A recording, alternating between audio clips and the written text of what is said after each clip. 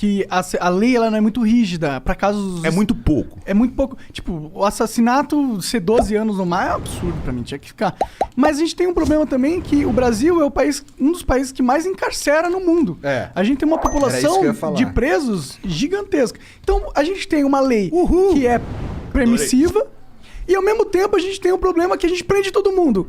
Como que a gente pode ter os dois problemas ao mesmo tempo? Primeiro vamos entender por que a gente prende todo mundo. Que aí já para de prender um montão. Cara, tá semi-certo. A resposta tá uns 20% correta. Porque... Quer um chocolate? Não, obrigado. Não, quer fuder ele, né? Não, se fosse pra infringir, eu infringia com a cerveja, entendeu? Eu prefiro umas calorias a mais, eu gasto com álcool, né? Eu também. Deixa eu fumar esse vape aí. Que é o meu fator recreativo. Não tem mais meu. Caraca, cara, tem caixas e caixas de vape, velho. Aí, cara, me perdi de novo.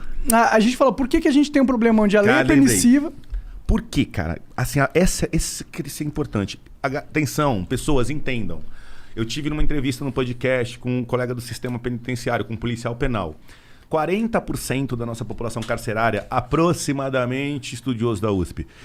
Aproximadamente estudioso da USP. 40% ela é feita de pessoas que estão condenadas no artigo 33, que se chama tráfico de drogas. Beleza?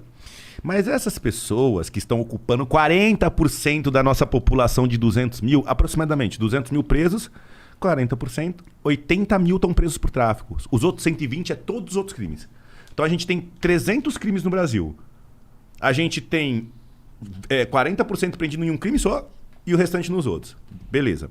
Quem é esse cara que está preso por tráfico? Quem é ele, Igor? Quem é ele, Monark? O cara que está preso por tráfico. É um fudidão. É o viciado, que a gente estava falando no começo, que tá na bolsa com a cabeça cheia de crack e que quando ele vai pra cadeia, ele engorda, ele volta a comer, ele dá um... Entendi. Ele fala, porra, quero ser preso mais vezes. Aqui pelo menos cara, eu tenho tem sustento. cara que não quer ir embora. Fala, senhor, como é que faz pra ficar aqui? Porque aqui tem amigo, aqui tem comida, tem cama. A gente faz um trabalho. O cara encontra uma cidade dentro da cadeia, porque ele vivia na rua que nem um cachorro viciado em crack. E a cadeia acaba sendo um centro de reabilitação pra uma pessoa acabada no crack. Ela entra ali toda contorcida, que nem um zumbi. Cara, passou 6 meses, tá coradinho, bochechinho, ó. Tá... Né? Jogando bola já na quadra. O crack não entra.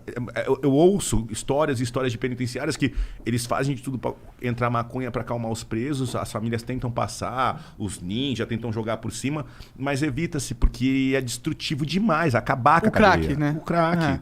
Então a maconha até, você diria que é inteligente para os policiais penitenciários deixarem que tenha um consumo de maconha? Eles não deixam de jeito nenhum, porque é cadeia. O policial deixar, se ele deixar, se ele vê... É o que eu te falei, assim, pô, eu sei que você é usuário, beleza.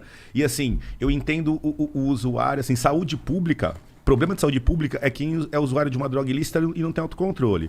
Então, assim, uma pessoa que consome cannabis, trabalha, paga suas contas e tal, ela está infringindo a lei, sim. Ela não pode estar portando porque ela só pode ser presa, mas não tem pena privativa de liberdade. Mas ela não é um problema de saúde pública. Enquanto um cara que consome álcool todo dia, do mais vagabundo e bate na mulher em casa, ele é um problema de saúde pública. Ele é um viciado. Você tá entendendo? Sim. Então, assim, dentro disso, você tem uma população... Tem pessoas que consomem a cannabis que não são viciadas. Mas o cara que tá preso por tráfico, ele não é um traficante. Esse cara, ele é um viciado, ele é um problema de saúde pública, alguém totalmente perdido, que é usado por um bando de playboy sem vergonha, que são esses traficantes dono de biqueira meia boca, um bando de safado, de playboy que fica usando pobre, que mora aqui na Zona Sul pra usar pobre, que também não é muito rico, uns bostinha. Tá? São uns merdinha. Então eles usam, destroem ali, usam aquele moleque carente que foi cooptado pelo tráfico, pela droga. O moleque tava na roda de corote, encheu tanta cara de corote, não sabia o que fazer, tava loucão, deram uma maconha, depois deram uma maconha pra ele com mescladinho, com uma tal, e ele já foi. E aí o cara não contente, depois de viciar, pega e bota pra trabalhar. Qual que é o final do moleque? Preso por tráfico na cadeia, no lugar do dono da biqueira. Só que esse cara, ele custa R$ 1.400 por mês pro Estado, e ele ocupa 40% das vagas. Aí vem alguns partidos na liderança do governo, quando estão no governo, e falam assim, porra, a cadeia tá muito cheia, que nem o problema que o Igor colocou agora pra mim. Vamos pegar uns 2, 3 crimes aí e vamos colocar a pena alternativa. Aí sabe onde mexeram? Não mexeram no tráfico, porque tem que debater muito, tem que debater legalização, tem que pensar. Vamos mexer onde está mais rápido. Diminuíram a pena, deram mais benefícios para receptação e para o estelionato. Entendi. Ah, filho. Pau! Ficou mais fácil receptar, mais fácil. Quanto mais fácil receptar, mais furto, roubo e desvio de carga. Furto, roubo, desvio. Agora, desvio de carga no Brasil, que é o maior problema, né? Pica. Vamos só terminar esse ponto. Então, assim, ó, galera, a lei de entorpecentes, a legislação que regula entorpecentes, ela tem que ser revista de uma forma rápida, prática e objetiva. Então, assim, as pessoas deviam parar para estudar e mandar para a cadeia o verdadeiro traficante. Porque você acaba mandando para a cadeia o viciado, o problema de saúde pública. Então você pega um problema que era para ir para o hospital, ele cai no colo da polícia, porque a gente tem que prender viciado. A gente sabe que o cara é viciado, é nossa obrigação cumprir a lei. Então dá trabalho, você sabe que é um coitado, mas eu vou fazer meu trabalho. Então você vai lá e o problema que era para ir para o hospital, para recuperar o cara, para ele voltar útil para a sociedade, jogam na mão da gente para a gente jogar ele no cárcere. Então o problema vai muito além da polícia, sabe? Assim, o problema de legalização de drogas ou não é um problema social brasileiro que a sociedade brasileira tem que discutir e não falar assim, é proibido, então a polícia vai lá e atropela todo mundo. Aí a polícia fica com a responsabilidade de um bilão da sociedade. Isso é interessante que tu tá falando, porque me mostra, assim, você é delegado, você tá falando, inclusive, que o cara que tá sendo preso lá... Não sou delegado, a gente é truta de quartel. Nós já temos uma amizade aqui já. Mas tu...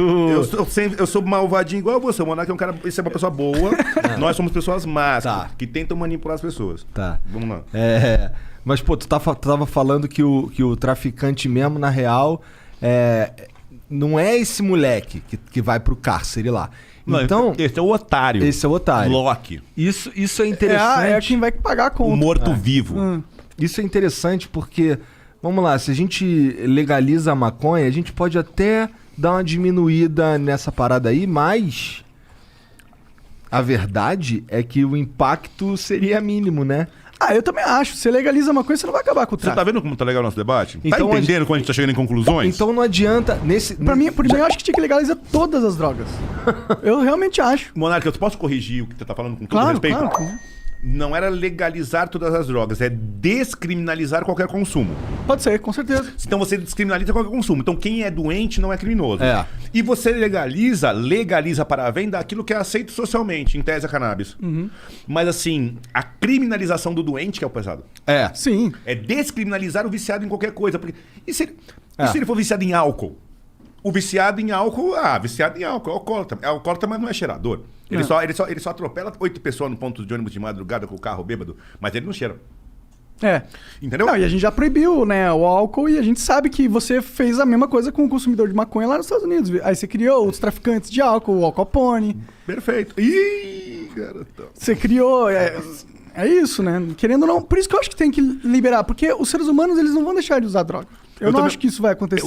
Eu acho que o consumo de droga não tem que ser apenado. E pra ficar claro, vamos aproveitar e falar um pouco de direito penal. Pô, a gente é brincadeira. Você é usuário tal, controlado na saúde pública.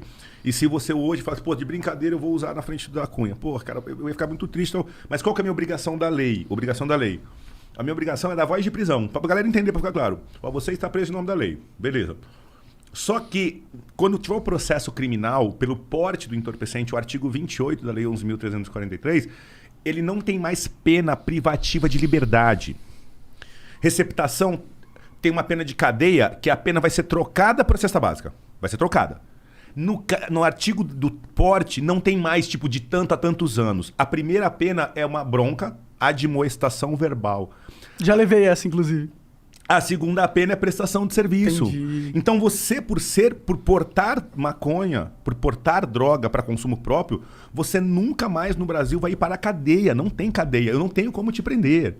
Eu ia pegar você, sair daqui, entrar na delegacia, registrar um termo circunstanciado, você assinar e você ir embora e tomar uma bronca do juiz, ponto. Por quê? Em momento algum mais eu tenho na legislação brasileira a pena privativa, a cadeia para o usuário.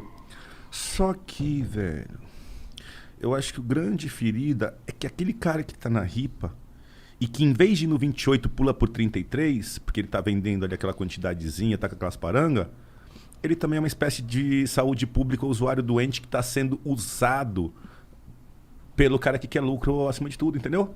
Então, esse cara que tá fudendo a cadeia. O que tá enchendo o sistema prisional, o que tá saturando o sistema prisional, é esse drogado. E esse drogado, esses 40% que entram lá, os cabeça fraca, o craque sai. Eles voltam a pensar depois de um tempo, eles voltam a se levantar, eles vão indo. E às vezes ele acaba aprendendo outro crime. Ele acaba, ao invés de ser ressocializado, porque a gente tem um problema muito grande com a ressocialização no Brasil, que não acontece. A gente tem um dos maiores índices de reincidência do mundo. O cara não vai pra cadeia, fica com medo e nunca mais pratica. Ele vai pra cadeia, vê que é de leve e faz de novo. Porque ele fica sempre na conta do risco. Então, assim, um dos maiores soluções em termos de política criminal, na minha opinião, era dar uma mexida nesse binômio aí. O verdadeiro traficante, a gente... E atrás dele?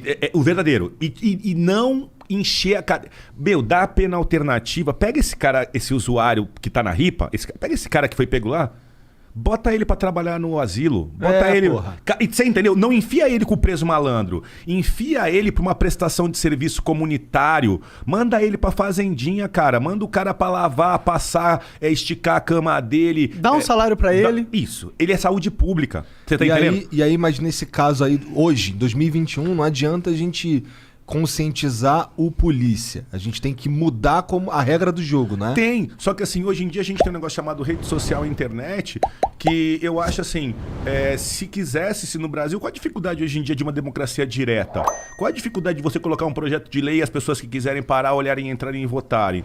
Qual a dificuldade que a gente tem com o mundo digital de fazer um plebiscito, de realmente ouvir a opinião direta do povo? Entendeu? Então o que falta é vontade política de mexer nessas coisas que não dão voto e geram preconceito.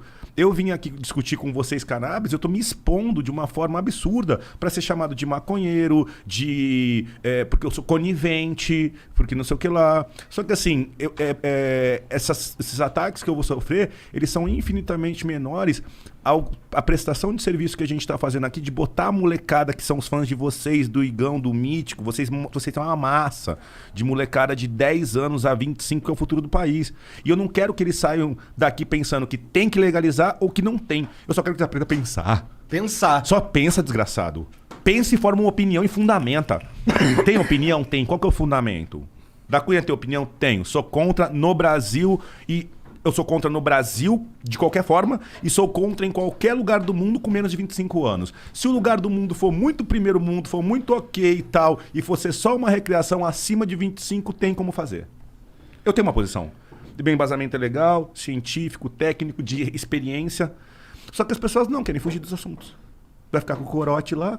Atenção, você larga essa porra desse corote na narguilha. Vai trabalhar, velho. Vai trabalhar, cara. Porra, cara, vai pensar na vida, vai caminhar no parque, filosofar, pensar sozinho, ler um livro aí. Fazer algo de útil pra nós, né, mano? Tá entendendo? Então assim, ó, porra, primeira coisa pra gente pontuar legal. Cara, a gente tem que rever o 33. E essas pessoas foram presas com menos de 200 gramas. Então você é tido como um traficante, você não tinha nem 200 gramas. Porra, um cara que usa bastante 200 gramas é o consumo dele de 2 meses ali que ele guardou. De prensado sim. 2, 3 meses que ele guardou. Sim, fácil. Ixi, não tem uma época que eu fumava prensado, eu fumava uns 400 gramas de prensado. Tá corroído o cérebro, mano. É horrível, prensado é horrível. Não. Eu parei justamente por causa disso, inclusive. Tava fazendo mal pra minha saúde, tá ligado? Porque tem muita química ali, né? Não só muita química, mas você tá fumando um monte de parada que não é maconha, tá ligado? Tá fumando um monte de árvore, um monte de inseto, um monte de terra. Posso dar uma sugestão pra você com todo respeito? Claro. Você é um puta de um formador de opinião. As pessoas assim te seguem. É um assunto delicado que eu vou falar com vocês. Com o maior respeito eu tô falando.